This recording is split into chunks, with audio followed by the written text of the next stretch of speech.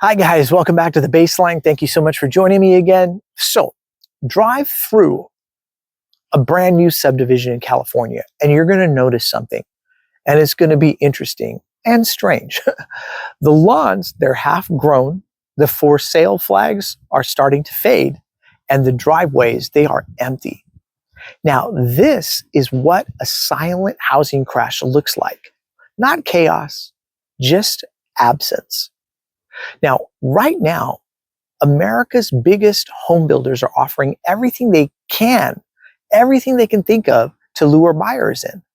I mean, 4% mortgage rates, tens of thousands of dollars in incentives, free upgrades, closing cost credits, and yet the homes aren't selling. So according to the Federal Reserve, the number of completed but unsold new homes has climbed to its highest point since 2009. So let that sink in for a moment. We're seeing inventory levels we haven't seen since the last major housing collapse. Even as the headlines keep saying the market is resilient, what's really happening is simple.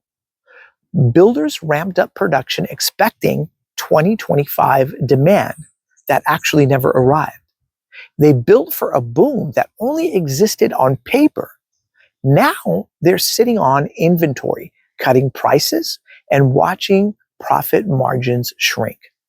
Now, D.R. Horton, which builds roughly 1 in 7 new homes in the United States, they're admitting average selling prices are down about 3% over the past year and may fall further in 2026. Now, Lennar's own data shows incentives equal to 14% price cut, a level not seen since the great financial crisis. Yet, even with those discounts, buyers aren't showing up because the problem isn't financing, it's trust. Buyers have watched prices rise faster than wages year after year for years, right? They've seen insurance costs spike, taxes climb, and job security weaken. A cheaper mortgage doesn't fix any of that. People no longer believe the market is built for them. In some regions, the data is just brutal. Southern California's unsold inventory has doubled in a year. Washington, D.C. is up 130%, thanks in part to more than 300,000 government layoffs.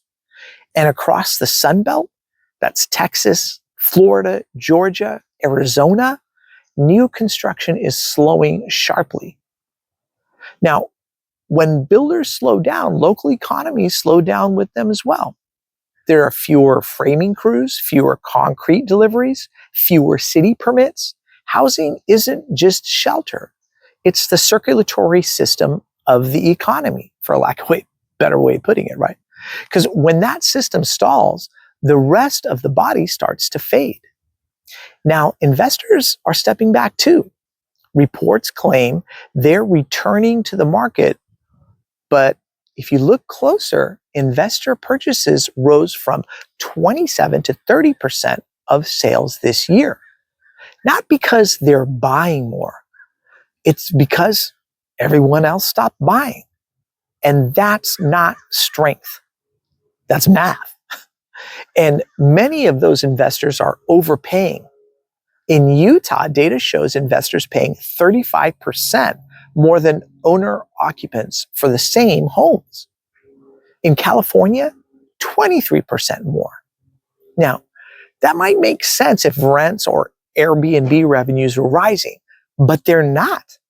It's a bubble inside of a bubble, powered by leftover pandemic cash and unrealistic return promises. So think about it. When the speculators are paying more than the people who actually live there, the market stops serving society and it ends up serving spreadsheets instead. Then the government shutdown, right? Federal programs like VA, FHA, HUD, USDA, all those loans, they froze. Flood insurance approvals stopped, and families who had finally qualified for financing suddenly couldn't close. Now, according to Redfin, cancellation rates hit their highest level since records began. And that isn't fear-mongering. That's documented paralysis in the transaction pipeline. All of this creates a feedback loop. Fewer buyers, higher inventory, falling prices, more fear, and even fewer buyers.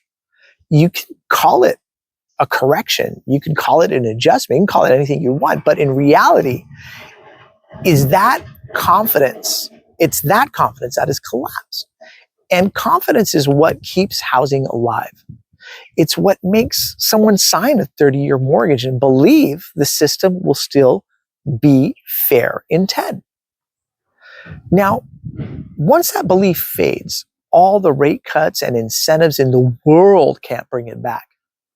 And this moment, it's not identical to 2008.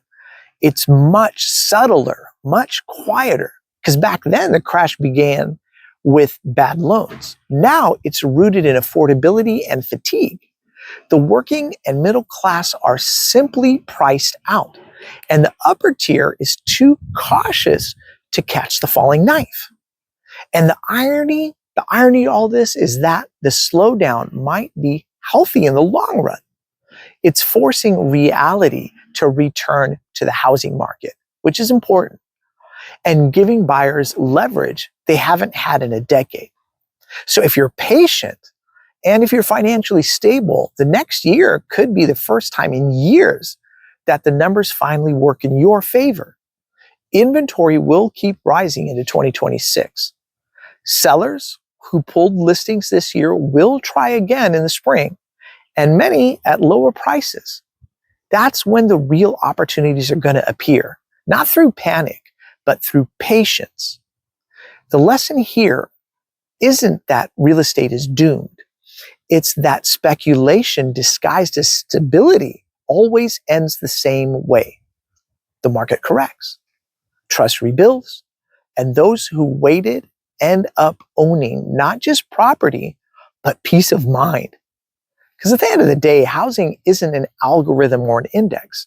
It's where people live, raise kids, build lives. And the sooner we stop treating it like a casino, the sooner it can start feeling like home again. So maybe this pause is going to be uncomfortable. This discomfort, it isn't a crash at all, maybe. Maybe it's a reset, one that finally brings the market back to human scale. And when the headlines say prices are rising again, just take a breath and ask the question no one else will. Rising for who exactly? Because real stability won't come from another boom. It'll come from rebuilding trust, one honest transaction at a time. All right, guys, do I have this all right? Do I have it all wrong? Put it in the comment section below. I, of course, look forward to reading all of your comments and opinions. And thank you again for watching The Baseline, and we'll catch you the next round. All right, cheers, everybody.